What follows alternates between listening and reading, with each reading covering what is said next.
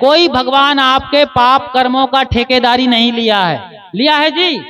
खड़ा होकर बताइए, यदि साबित करिए तो इस झोली में जो भी पैसा आपने दिया है सारा पैसा झोली सहित आपको दे दिया जाएगा। कौन भगवान ठेका लेगा आपके? जब कोई भगवान आपको पाप करने के लिए नहीं कहता तो वो पाप काटने क्यों आएगा? नदी में, तीर्थों में, मंदिर, मस्जिद, चर्च, गिरजाघर, गुरुद्वारे में अभी आपने देखा नहीं, कोरोना के टाइम सारे भगवान के मंदिर, मस्जिद, चर्च, गिरजाघर, गुरुद्वारे में ताले लग गए थे और सारे पंडित, पुजारी, मुल्ला, मौलवी जमी दोज हो गए थे, अपने अपने बिल में घुस गए थे। जब उतने बड़े भगवान उनकी रक्षा कर सकता है तो काहे नहीं बैठे रहे भगवान के चरणों में? क्यों पूजा पाठ करना बंद कर दिए? क्यों लगातार पाठ पूजा नहीं करते रहे? क्यों मंदिर के दरवाजे बंद हो गए? क्यों मस्जिद बंद कर दिए? क्यों ऐसा नहीं हुआ? यदि भगवान तारने वाला होता, बचाने वाला होता तो फिर कोरोना ही क्यों आता? भगवान तो सबका बाप है, परम पिता है, अनंत ब्रह्मांड नायक है, सर्वशक्तिमान, सर्वव्याप्त है। फिर चाइना से कोरोना हमारे देश में, आपके देश में क्यों घुस गया? क्यों घुसा? भगवान रोका नहीं? क्या भगवान नहीं देखते हैं?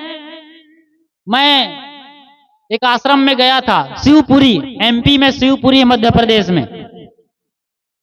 उसी आश्रम कैंपस में हनुमान यानी बजरंग बली का मंदिर है। मैं कथा कर रहा था इसी तरीके से। भगवान बचाने आने वाला नहीं है, क्योंकि पाप आप करते हो, कर्म आपको भुगतना पड़ेगा। भगवान कोई आपको बचाने वाला नहीं है। भगवान स्वयं अपनी रक्षा नहीं कर पाता है। जब ये लाइन बोल रहा था तो एक आदमी खड़ा हो गया, कहे गुरुजी। कहे क्या बात है, बोलो भाई। कहे कि पिछले हफ्ते ये जो मंदिर दिख रहा है सामने लाल रंग का, जिसके अंदर हनुमान जी बैठे हुए हैं, उसकी दोनों आंखें चांदी की थी, चांदी की। रात में कोई चोर आया, हनुमान जी गदा लिए खड़े हुए हैं और वो चोर बड़े आराम से दोनों आंखों की चांदी निकाल करके 9, 2, 11 हो गया। भगवान गदा लिए अब भी खड़े हुए हैं।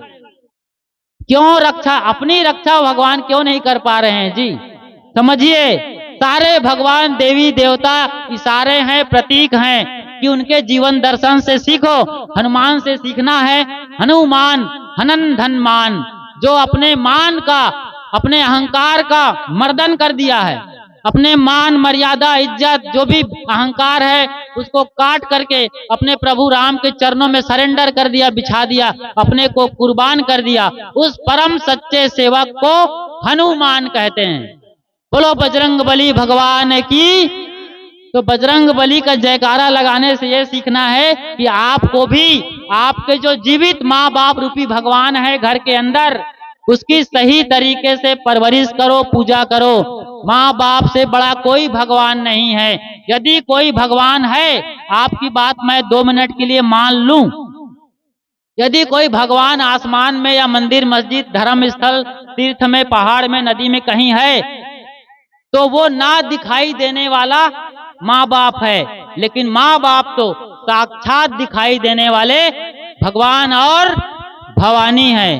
बोलिए अपने अपने माता पिता गुरु गोविंद की।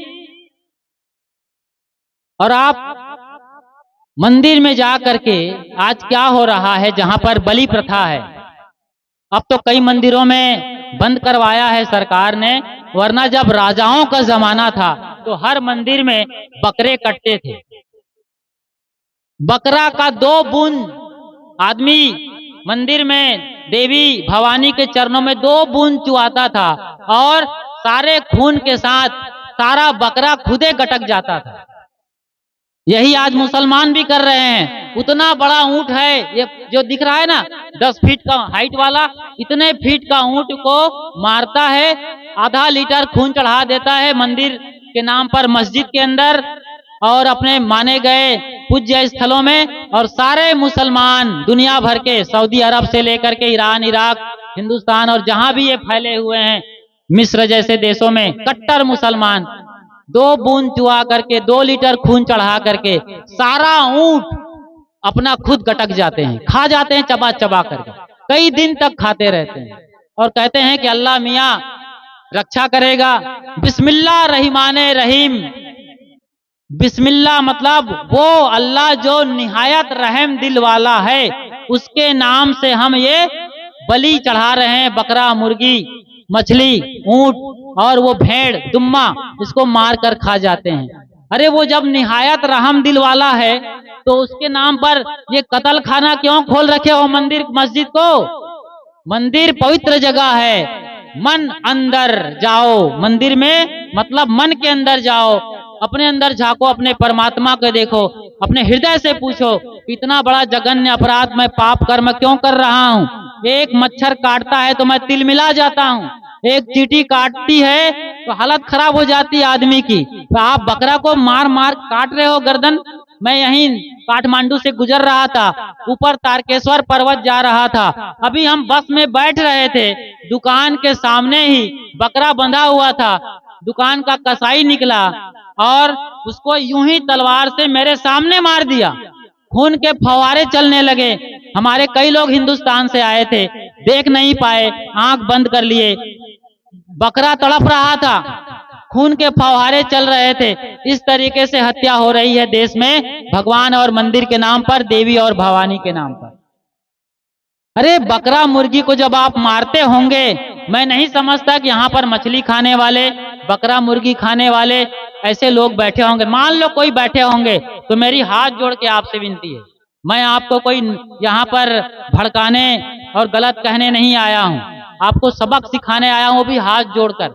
जब आप मछली मार रहे हैं, बकरा मार रहे हैं, मुर्गी मार रहे हैं, ऊंट या घोड़ा या फिर गधा मार रहे हैं, या फिर सुअर मार रहे हैं, या फिर वो क्या बोलते हैं दुम्मा, भेड़, उसकी आंखों को झांकिए, उनकी आंखों को झांकिए, देखिए कितने निरीह हैं, रो रहे हैं, बिलख रहे हैं, मरने के पहले उनकी अंतरात्मा तरस रही है।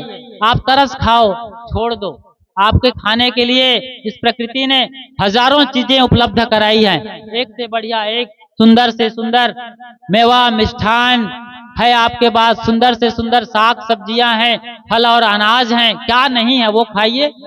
जब आप अपने शरीर का मांस इतना बड़ा 1 ग्राम दे सकते हो कुत्ते को, जो कुत्ता कई दिनों से भूखा है, तड़प रहा है, उसका जो पेट है पीठ पर चिपक गया है, आंतें गायब हो गई हैं, क्या आप 1 इंच इतना बड़ा मांस का टुकड़ा किसी भी हिस्से, चाहे कान को ये काट के दे दो चलेगा, कान तब भी सुनाई देगा, कान काट के दे सकते हो आप? नहीं ना। फिर अंगूठा काट दो, बिना अंगूठे के भी लोग जिंदा हैं आज, दे सकते हैं आप? फिर किस लिहाज से आप जिंदा बकरा, मुर्गी, भेड़, सुअर, मछली को मार करके तेल में पका पका के नमक मिर्चा डाल डाल के भून भून करके खाते हो जी? कभी पूछे हो जी? कौन भगवान माफ करेगा? वो शिव चर्चा वाले बड़े आराम से खा जाते हैं। वह बड़ा गजब की बात है, शिव चर्चा बिहार में काफी फैला हुआ है, शिव चर्चा में छूट है, शिव मंत्र ले लो, जो मर्जी आए खाओ, चाहे कच्चा चबा के ही क्यों ना खा जाओ, सब भोले शंकर माफ करने वाले हैं।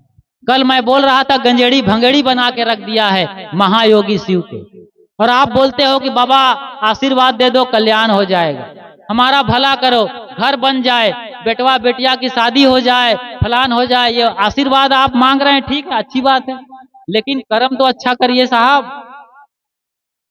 कर्म अच्छा नहीं करेंगे तो आपका ये सब मिटता रहेगा, बिगड़ता रहेगा, खत्म होता रहेगा। तो आज हम देख रहे थे, समझ रहे थे कि किस तरीके से आपको अपने मन को निर्मल करना है। ये मन तो निर्मल भया जैसे गंगा नीर, पाछे पाछे हरि फिरे, कहत कबीर कबीर।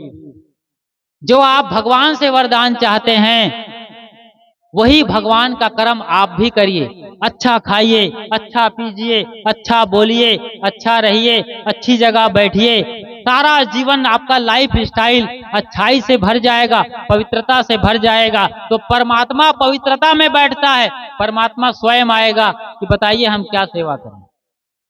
ये कबीर साहब कह रहे हैं, पाछे पाछे हरि फिरे, कहत कबीर कबीर। ऐसा ही आपका जीवन दिव्य हो, सारी बुराइयों को आप निकाल कर फेंकिए, बाहर करिए। वेश्या मांगती है नोट, नेता मांगते हैं वोट, और साधु संत फकीर मांगते हैं खोट। वो सारा खोट अपना दे दीजिए और आप खाटू श्याम बन जाइए। बोलो वृंदावन बिहारी लाल की। आप स्वयं भगवान बनिए, आपके अंदर स्वयं भगवत्ता जगाइए। स्वयं भगवान आपके भीतर बैठे हुए हैं, उस सोए हुए भगवान को जगाइए। हर आदमी भटका हुआ भगवान है, हर आदमी भटका हुआ भगवान है। उस भगवत्ता को जगा लीजिए। आप स्वयं भगवत स्वरूप हैं, वही अंदर बैठा हुआ है। मन को निर्मल करना है हर तरीके से। सत्संग में बैठिए, संतों के निकट जाइए और अपने मन के निर्मल करने के लिए ध्यान साधना करिए। उनके शरणों में बैठकर ये मंत्र सीखिए, आराधना प्रार्थना करिए और साधना करिए। बस इन्हीं वचनों के साथ आप सबको खूब खूब बधाई देते हुए कि आप लगातार बड़ी शांति और उत्साह के साथ, ऊर्जा के साथ हमें सुनते रहें। आपका घर स्वर्ग से सुंदर हो।